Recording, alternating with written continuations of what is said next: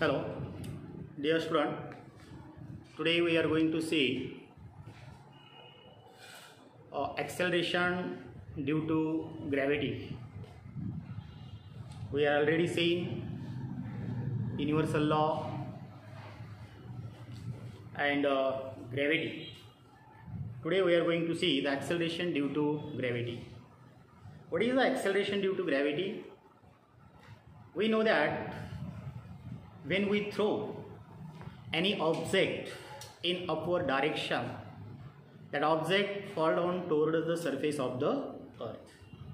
जेव्हा आपण एखादी वस्तू वरती फेकतो तेव्हा ती वस्तू नेहमी पृथ्वीच्या सरफेसच्या दिशेने म्हणजे सेंटरच्या दिशेने खाली येत असते. लाईक दिस. जसं हा डस्टर आहे, हा डस्टर जेव्हा मी वरच्या दिशेने फेकतो तेव्हा हा डस्टर जो आहे तो खाली येत असतो. जसं हे बघा, लाईक दिस. हा डस्टर जेव्हा खाली येत असतो तेव्हा काय होतं याची, तर याच्यामध्ये याची जी काही व्हॅलॉसिटी आहे ती व्हॅलॉसिटी ही चेंज होत असते. आपल्याला माहीत आहे what is the velocity. Velocity means what, the rate of change of velocity, that is the acceleration. Acceleration म्हणजे काय, the rate of change of velocity is called acceleration. Acceleration कसं काढतो आपण, acceleration is equal v minus u divided by t. This is the acceleration. हा acceleration म्हणजेच काय आहे, तर व्हेलॉसिटी जी आहे ती व्हेलॉसिटी काय व्हायली इथं चेंज होती. ही फायनल व्हेलॉसिटी कितीनं चेंज झाली, ही final velocity minus initial velocity आणि ती चेंज होण्यासाठी लागलेला टाईम याच्याने जर आपण डिवायडेशन केला टाईमनी तर आपल्याला ॲक्सेलरेशन किती प्रोड्यूस झालेला आहे हे या ठिकाणी आपल्याला मिळतं. पहा, ही वस्तू आहे object. When we throw the object in upward direction it slowly what happens, काय होतं तर याची जी काही स्पीड आहे, त्याची काही व्हेलॉसिटी आहे ती हळूहळू काय होत जाते, वाढत जाते. आणि एका पॉईंटला जस्ट ती ज्या क्षणी पृथ्वीला स्पर्श करते त्या वेळेला त्याची जी काही व्हेलॉसिटी आहे ती व्हेलॉसिटी कशी असते, मॅक्झिमम असते. आणि जेव्हा मी एखादी वस्तू खालून वरती फेकतो, जसं हा डस्टर वरच्या दिशेने मी फेकला तर काय होतं की वरून खालून वरती जात असताना त्याची व्हेलॉसिटी काय होत जाते, इन्क्रीज होत जाते, वाढत जाते. आणि एका ठराविक पॉईंटला जी आहे त्याची व्हेलॉसिटी काय होत जाते, कमी होत जाते. म्हणजेच वरून एखादी वस्तू खाली फेकली सोडली तर ती या वस्तूचा व्हेलॉसिटी काय होत जातो, वाढत जाते. आणि खालून जेव्हा वरती फेकतो तेव्हा व्हेलॉसिटी काय होत जाते, डिक्रीज होत जाते. आणि मग या ठिकाणी ही व्हेलॉसिटी का वाढत जाते, तर या ठिकाणी या ऑब्जेक्टला कोणी ना कोणीतरी काय करत आहे, पुल करत आहे, खाली खेचत आहे. मग कोण खेचत आहे आपल्याला माहीत आहे, that is due to the gravitational force. म्हणजे ॲक्सेलरेशन जी आहे, the rate of change of velocity ही कशामुळं प्रोड्यूस झालेली आहे, तर व्हेलॉसिटी चेंज झाल्यामुळं. मग ही व्हेलॉसिटी चेंज करण्याचं काम कोण करत आहे, ड्यू टू ग्रॅव्हिटेशनल फोर्स. म्हणजे ॲक्सेलरेशन जो आहे, ॲक्सेलरेशन प्रोड्यूस होण्यामागचं कारण काय, तर व्हेलॉसिटी आहे. आणि म्हणून या ठिकाणी इंडिंगच लिहिली आहे, ॲक्सेलरेशन. हा ॲक्सेलरेशन कशामुळे प्रोड्यूस होतो, ड्यू टू, च्यामुळे, कोणामुळं, तर ह्या ग्रॅव्हिटीमुळं. ग्रॅव्हिटीमुळं काय होतो, ॲक्सेलरेशन त्या ठिकाणी प्रोड्यूस होतो. आणि मग हा ॲक्सेलरेशन किती असतो, तर जनरली आपल्याला माहीत आहे 9वीमध्ये आपण किंमत घेत होतो की जीची व्हॅल्यू जी आहे 9.8 मीटर पर सेकंड स्क्वेअर. किती घेत होतो आपण, जीची किंमत, ए म्हणजेच acceleration, that acceleration produced due to gravity, म्हणून या ठिकाणी आपण जी घेत असतो. आणि याची किंमत आपण किती घेत होतो, 9.8 मीटर पर सेकंड स्क्वेअर. याचा अर्थ काय, 9.8 मीटर पर सेकंड स्क्वेअर या शब्दाचा अर्थ काय होतो, याचा अर्थ असा की प्रत्येक सेकंदाला 9.8 मीटर पर सेकंद, म्हणजे एका सेकंदाला 9.8 मीटर पर सेकंदनी वेग काय होत जातो, जर खाली सोडली तर वेग वाढत जातो आणि वरती फेकली तर काय होतं, रिटार्डेशन होत असते. 9.8नी प्रत्येक वेळेस याची व्हॅल्यू काय होत जाते, बदलत जाते. मग यालाच आपण म्हणतो ॲक्सेलरेशन. पॉझिटिव्ह ॲक्सेलरेशन आपल्याला माहीत आहे आणि रिटार्डेशन सुद्धा माहीत आहे. रिटार्डेशन म्हणजे काय, जेव्हा ॲक्सेलरेशन कमी होतो तेव्हा त्याला आपण रिटार्डेशन म्हणतो, आणि ॲक्सेलरेशन जेव्हा वाढतो तेव्हा काय म्हणतो आपण त्याला पॉझिटिव्ह ॲक्सेलरेशन असं आपण म्हणतो. आणि मग त्याची किंमत जी आहे, किंमतसुद्धा आपण काय करतो, जीची किंमत घेत असताना या ठिकाणी 9.8 मीटर पर सेकंद स्क्वेअर घेतो, आणि कधी कधी जीची किंमत -9.8 मीटर पर सेकंद स्क्वेअर घेतो. काय घेतो ते पहा.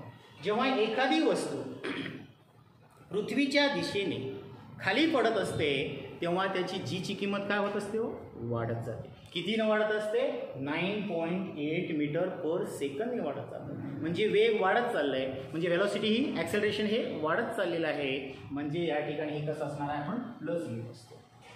आणि जेव्हा ही जी आहे मायनस काय घेतो, जेव्हा आपण एखादी वस्तू खालून वरती फेकत असतो तेव्हा त्या ग्रॅव्हिटीमध्ये काय होतं, जीची व्हॅल्यू काय होत जाते, प्रत्येक सेकंदाला कमी होत जाते. आणि म्हणून याची व्हॅल्यू आपण कसं घेत असतो, -9.8 घेत असतो. मग या ठिकाणी ह्या जी काही व्हॅल्यू आहेत 9.8 हे कसं या ठिकाणी काढलेलं आहे, कसं कन्सिडर फाइंड आउट केलेलं आहे ते आपण आज पाहणार आहोत. Acceleration due to gravity. तर ॲक्सेलरेशन ड्यू टू ग्रॅव्हिटी हे पाहत असताना लक्षात घ्या, ॲक्सेलरेशन ड्यू टू ग्रॅव्हिटी ही जीची किंमत आहे, ॲक्सेलरेशन जेव्हा होत असते वस्तू त्याच्यामध्ये कुठलीही वस्तू, एनी ऑब्जेक्ट, कुठलीही वस्तू घ्या, जेव्हा ती पृथ्वीच्या दिशेने खाली पडत असते तेव्हा त्याचा मास या ॲक्सेलरेशन हा सारखाच असतो. एखादा डस्टर असेल किंवा पेन असेल, की पेन आणि डस्टर मी जेव्हा खाली फेकत असतो तेव्हा या ठिकाणी काय होईल, याचंसुद्धा 9.8 मीटर पर सेकंदनी हे खाली पडत असते. दोन्ही वस्तू सारखेच. आपल्याला प्रत्यक्षात असं जाणवतं की जेव्हा आपण एखादी कागदाचा तुकडा घेतला आणि एखादा डस्टर, कागद आणि डस्टर जर घेतला आणि वरून जर खाली फेकला आपण, तर काय दिसून येईल, कागद हा काय करतो, सावकाश खाली येतो, आणि डस्टर त्या मानाने कसा असतो, लवकर पडतो. मग तुम्ही म्हणत असाल सर या ठिकाणी असं तर दिसून येत नाही, आणि तुम्ही कसं काय म्हणता की दोन्ही वस्तू हे सारखाच या ठिकाणी खाली पडतात. तर याचं रिझन आहे बॉयन्सी फोर्स जो आहे, रेझिस्टन्स, अपवरच्या दिशेने बॉयन्सी फोर्स त्या वस्तूवरती एक्झर्ट होत असतो. कारण का, तर लाईट वस्तू जी आहे, हवा जी कागद जो आहे तो हलका आहे त्या मानाने, त्याच्यामुळे काय होत असतं, त्याच्यावरती बॉयन्सी फोर्स लागल्यामुळे तो तरंगत खाली येत असतो, आणि त्या मानाने डस्टर हा कसा आहे, जड आहे, त्याच्यामुळे हा डस्टर काय करतो, लवकर पडत असतो. परंतु व्हॅक्यूममध्ये जर करून पाहिला तर व्हॅक्यूममध्ये जर हा प्रयोग केला तुम्ही तर यूट्यूबवरती आहे, व्हॅक्यूमशी रिलेटेड हा जो काही ॲक्सेलरेशन ड्यू टू ग्रॅव्हिटी आहे याच्याशी रिलेटेड एक्सपेरिमेंट आहे. तो जर तुम्ही पाहिला, एक चेंडू घेतलेला आहे आणि एक पीस घेतलेला आहे, आणि दोन्हीही व्हॅक्यूममध्ये एका ट्यूबमध्ये ठेवू जर तुम्ही लाईक दिस, हे व्हॅक्यूम केलेलं आहे, याच्यामध्ये एअर काढून घेतलेला आहे, आणि याच्यामध्ये बॉल चेंडू असं ठेवलेला आहे, आणि या ठिकाणी एक पंख जो आहे लाईक दिस.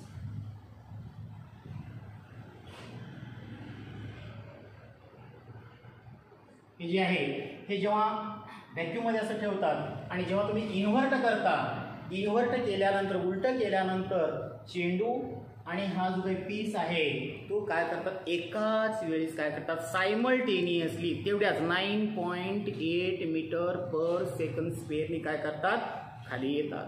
इथं असं दिसून येत नाही की अगोदर चेंडू खाली पडतोय आणि नंतर या ठिकाणी हे पीस पडतंय, असं दिसून येत नाही. का, इथं बॉयन्सी फोर्स ॲक्टिवेट होत नाही. इथं या ठिकाणी रेझिस्टन्स जो आहे, कुठल्याही प्रकारचा रेझिस्टन्स इथं ॲक्ट होत नाही. त्याच्यामुळे ह्या दोन्ही वस्तू काय करत असतात, सारख्याच वेगाने, सारख्याच ॲक्सेलरेशननी खाली पडत असतात.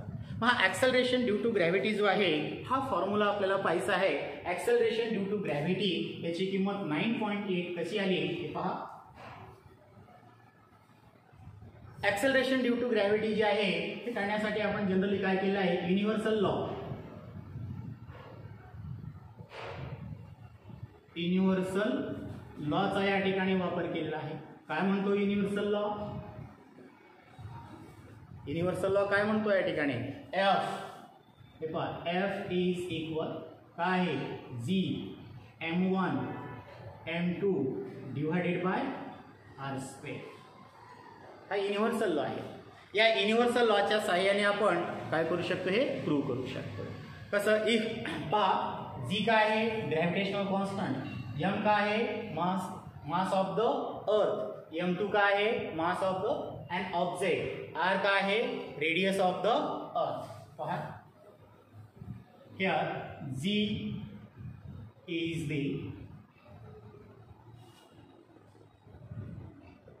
gravitational constant. त्याच्यानंतर m1 हे काय आहे mass of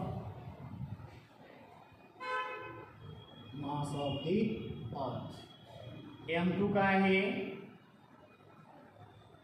mass of the object, r काय आहे रेडियस ऑफ द अर्थ, रेडियस ऑफ द अर्थ. तर याला आपण म्हणतो युनिव्हर्सल लॉ. आता या ठिकाणी हा जो काही फोर्स ॲक्टिवेट झालेला आहे F is equal G m1 m2 divided by r square. Here the force exerted by the earth produce acceleration. लक्षात घ्या इथं काय होतं, हा फोर्स या ठिकाणी एक्झर्ट केलेला आहे या ऑब्जेक्टवरती. ह्या ऑब्जेक्टवरती फोर्स एक्झर्ट केल्यानंतर काय होतं एक्सेलरेशन प्रोड्यूस होतो. हा एक्सेलरेशन कसं फाइंड आउट करणार, we know that force is equal mass into acceleration. बरोबर आहे.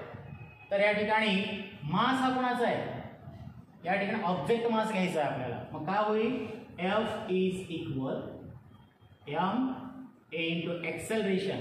एक्सेलरेशन काय आहे a, बरोबर आहे. म्हणजे काय होईल F is equal to ma. नवीमध्ये आपण हा फॉर्म्युला पाहिलेला आहे. Force is equal to mass into acceleration. याच्यामध्ये आपल्याला काय काढायचं एक्सेलरेशन ड्यू टू ग्रॅव्हिटी काढायची आहे. मग a बरोबर काय होईल a is equal F upon m होईल, F upon m, force divided by mass. आता या ठिकाणी a ची किंमत आपल्याला इथे मिळालेली आहे, a is equal F upon m. Now पुसून घेतो मी, put the value of F. हे जे आहे इक्वेशन फर्स्ट जे आहे, या इक्वेशन फर्स्ट मध्ये a जे आहे a बरोबर काय आले F अपॉन m आलेला आहे. So now a is equal acceleration calculate करायचं आहे. F बरोबर काय आहे g m1 m2 upon r square F, आणि खाली काय इथं मास. काय केलंय मी इथं F बरोबर जे आहे तेव्हा F बरोबर काय घेतलं, ही व्हॅल्यू ठेवलेली आहे F m1 m2 upon r square.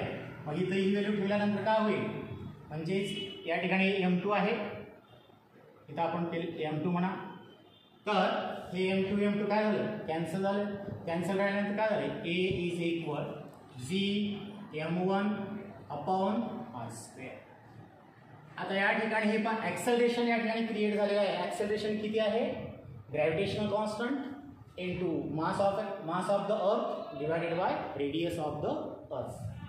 आता या ठिकाणी इथं हा जो काय एक्सेलरेशन प्रोड्यूस झालेला आहे, हा एक्सेलरेशन कोणामुळे प्रोड्यूस झालेला आहे due to the gravity.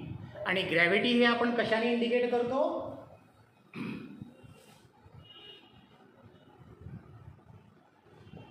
Gravity आपण इंडिकेट करतो by using letter small G. Small G ला आपण काय करतो इंडिकेट करतो. आणि म्हणून ए च्या ठिकाणी मी काय लिहू शकतो इथं ए इज इक्वल, ए च्या ठिकाणी जी इज इक्वल टू काय झालं मग G M upon R square. हे फाईन. आता इथं जे काही ऍक्सेलरेशन ड्यू टू ग्रॅव्हिटी आली, जी ची किंमत आलेली आहे, या जी ची किंमत काढत असताना याच्यामध्ये या त्या ऑब्जेक्टचा कुठं समावेश आहे का बघा. ऑब्जेक्ट मास काय घेतला होता आपण m2 घेतला होता, आहे का इथं नाहीये. म्हणजे जी जे ऍक्सेलरेशन जो काही प्रोड्यूस होतो, ऍक्सेलरेशन ड्यू टू जी काही ग्रॅव्हिटी प्रोड्यूस होत असते, त्या ऍक्सेलरेशन मध्ये मास अजिबात इन्व्हॉल्व होत नाही. मीन्स व्हॉट, काय होतं याचा अर्थ काय, जी काही ग्रॅव्हिटी आहे this gravity does not depend upon the mass of an object. मग ती वस्तू छोटी असो किंवा ती वस्तू खूप मोठी असो, त्या दोन्ही वस्तू जर तुम्ही एका ठराविक उंचीवरून जर खाली ड्रॉप केला, सोडलात, तर ते काय करते, ॲक्सेलरेशन त्याच्यामध्ये काय होईल, सारखाच असेल. त्याच्यामुळे ते दोन्ही वस्तू जी आहे एकाच वेळी एकाच टाईमला अर्थला काय करेल, स्पर्श करतील किंवा पृथ्वीच्या सेंटरकडं खाली पडेल. म्हणजे लक्षात घ्या, याच्यामध्ये जी आहे त्या जीची किंमत मास ऑफ अन ऑब्जेक्टवरती डिपेंड करत नाही. मग आता याची व्हॅल्यू जर तुम्ही कॅल्क्युलेट केला, जीची व्हॅल्यू जर कॅल्क्युलेट केला, तर तुम्हाला 9.8 मीटर पर सेकंड स्क्वेअर हा जीची किंमत या ठिकाणी मिळते. कशी मिळते पाहूया.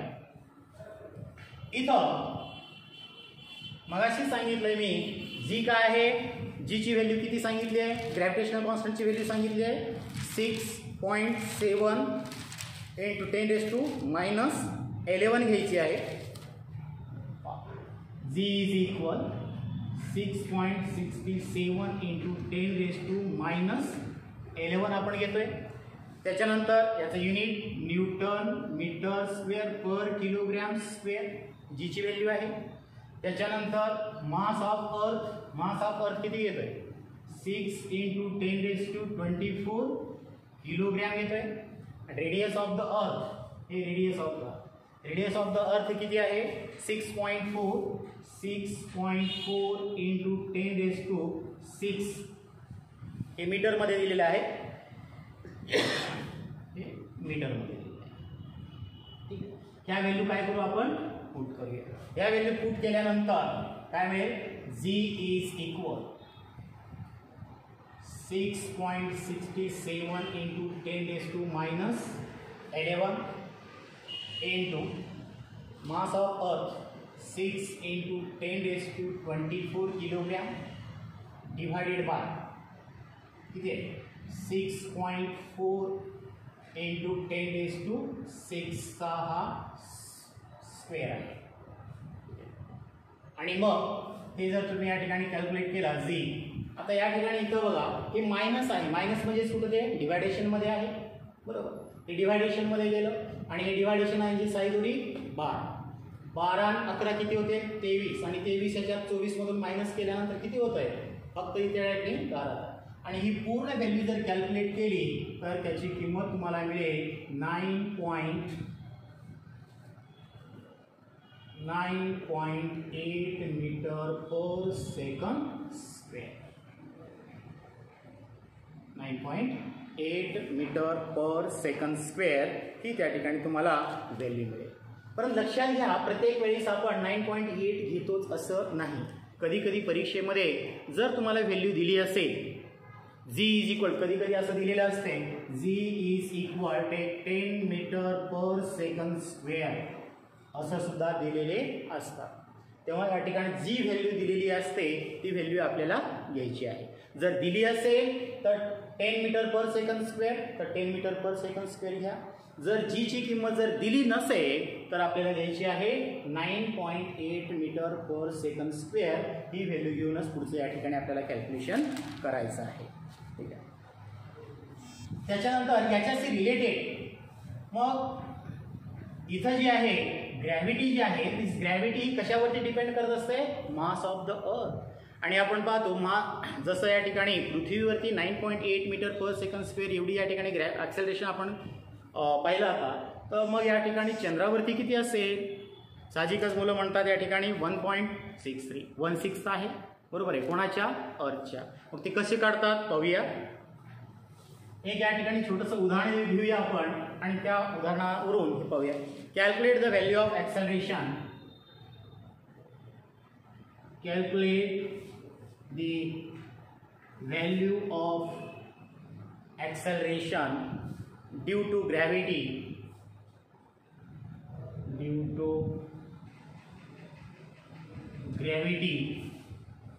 on the surface of the moon, on the surface of the moon. काय म्हणतात, calculate problem first, calculate the value of acceleration due to gravity on the surface of the moon. म्हणजे या मूनवरती ग्रॅव्हिटी किती आहे ते आपल्याला काढायचं आहे. मग ग्रॅव्हिटी बरोबर काढण्यासाठी gravity on the moon is equal काय होईल, G M upon R square काय घ्यावं लागेल. Gravity on the moon is equal to gravitational constant, याला तर आपण युनिव्हर्सल कॉन्स्टंट म्हणतो, मास ऑफ द मून घ्यावं लागेल आणि रेडियस ऑफ द मून घ्यावं लागेल. मग या ठिकाणी मास ऑफ द मून जो आहे तो दिलेला आहे. मास of the moon that is हे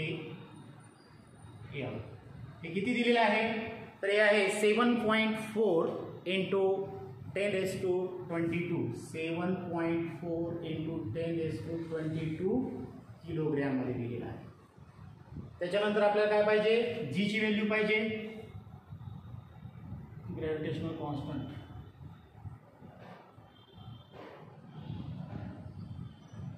ग्रॅव्हिटेशनल कॉन्स्टंट जी किती आहे 6.67 इंटू 10⁻⁻11 न्यूटन मीटर स्क्वेअर पर किलोग्रॅमचा स्क्वेअर दिलेला आहे. परत काय घ्यावं लागेल आपल्याला, रेडियस ऑफ द मून घ्यावं लागेल. बरोबर आहे, रेडियस ऑफ द मून किती दिलं, radius of the moon, radius of the moon आहे 1.74 इंटू 10⁻11 आवाज 1.74 इंटू 6 मीटर. ठीक आहे, पहा mass of the moon 7.4 into 10⁻22 kilogram, gravitational constant 6.67 into 10⁻11 newton metre square per kilogram square, radius of the moon 1.74 into 10⁻6 metre. Radius हे मीटरमध्ये घेतोय आपण, लक्षात घ्या. ओके, आता ही व्हॅल्यू काय करायची आपल्याला, या जीची जी काही किंमत आहे, जीची जी काही फॉर्म्युला आहे जी बरोबर याच्यामध्ये इन्सर्ट करायचं आहे, पुट करायचं आहे. मग काय होईल,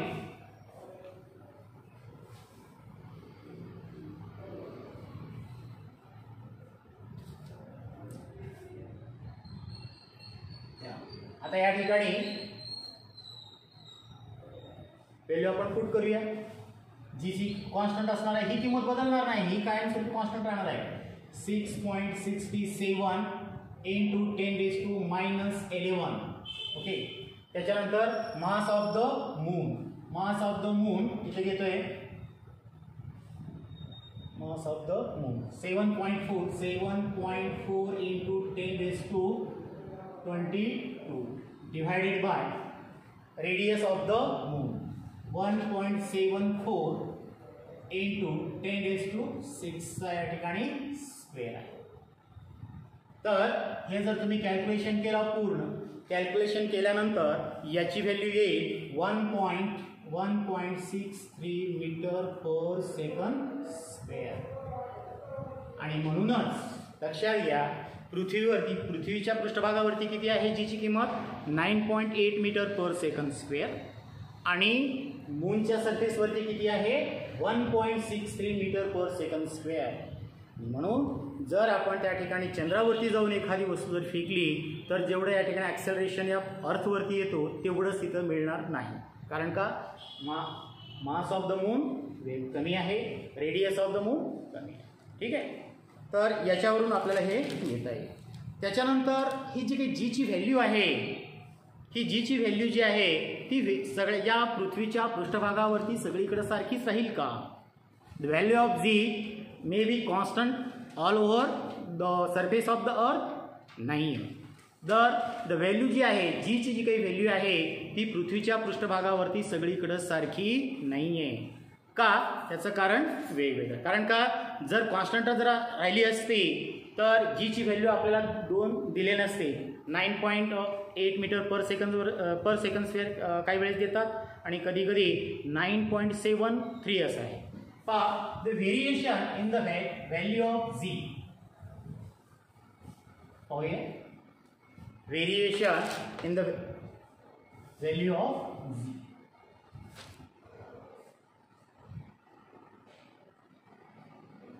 variation in the value of z. Variation in the value of z.